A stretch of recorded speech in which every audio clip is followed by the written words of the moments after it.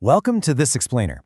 Okay, so we're going to take what usually feels like a totally dry academic chore, right, and transform it into a clear, actionable blueprint for your legal essays. If you've ever sat there staring at a blank page, just paralyzed by some crazy complex law scenario, well, you are in the exact right place. Today, we are mastering the IRAC structure. Here's how we're going to break it down today. First, the IRAC structure explained. Then, I is for introduction, R is for rule, A is for analysis, and finally, C is for conclusion. Let's get right into it. Section 1, the IRAC structure explained. Look, IRAC isn't just some polite suggestion from your professors. It is literally the fundamental architecture of legal reasoning. It gives you this logical flow that makes sure you hit every single necessary point when you're evaluating a scenario. Honestly, without it, you're kind of driving blind. But with it, you've got a GPS for a fully comprehensive legal answer. Moving to Section 2, I is for introduction. So, your intro absolutely has to set the stage right off the bat. You've got to summarize the absolute crux of the scenario right up front, explicitly telling the grader what your assigned task actually is. Why? Well, because they need to know immediately that you actually understand the problem. And then, by the end of this opening paragraph, give them a roadmap. Mention the legislation, the case law, maybe the academic text you're going to use to back up your opinion. Seriously, do not overthink this part. Simplicity is totally your best friend here. Using really direct phrases like, in this matter, I am going to analyze, or the following matter deals with, or even, in this matter, I will advise. Doing that instantly introduces the topic with absolute, undeniable clarity. Boom, right to the point. Okay, Section 3. R is for rule. Now for the heaviest part. You absolutely must break this body section down into very specific paragraphs. Think of this whole thing like gathering your ingredients for a recipe. First, you've got theory, defining your core concepts. Second, legislation, pulling the exact legal provisions you need. And third, case law, looking at past recipes, basically, the facts, the issues, and the decisions of previous courts. Every single paragraph tackles just one specific ingredient of your argument. And hey, here is a golden rule for legal writing that is going to save your professor a massive headache.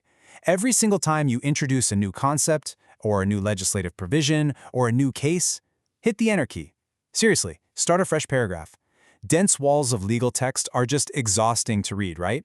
Hitting Enter keeps your content super organized and incredibly easy to digest. When you're writing out those specific case law paragraphs we were just talking about, you have to follow 4 exact steps sequentially. You can't just, name drop a case and move on. You've got to include the brief facts of the case, clearly state the legal issue at hand, provide the decision of the court, and most importantly, do not skip this part, detail the reasons for that decision. It's that why that really lets you capture all those necessary legal nuances. Moving right along, Section 4. A is for analysis. All right, this is it. This is where you actually earn your grade. If the rules section was gathering up all your raw ingredients, the analysis is where you actually cook the meal. You're taking the theory, the provisions, the case decisions, and you're actively applying them directly to the facts of your specific scenario. You aren't just reciting the law anymore. You are formulating a concrete, actionable legal answer. And finally, Section 5. C is for conclusion. Listen, your conclusion does not need to be some massive, sprawling summary of everything you just wrote. Keep it concise. Just refer back to the initial topic, state your final overall advice in relation to the scenario, and stop. That's it. It should just be the logical, undeniable endpoint of the amazing analysis you just conducted. But hey, right before you hit submit on that final essay, remember this one crucial warning. Your overall grade is evaluated holistically. Yes, absolutely, your strict adherence to the IRAC structure is essential, but your professors are also judging your language, your grammar, your content, and your overall analytical strength. Think of the IRAC framework as your skeleton, right? But the quality of your actual writing, well, that's the muscle. So, are you ready to write a winning legal essay? Now that you have the definitive blueprint for structuring those long-form law questions, you are fully equipped to handle complex scenarios with total clarity. But here's something to think about before we go. IRAC really isn't just a hack for passing your exams.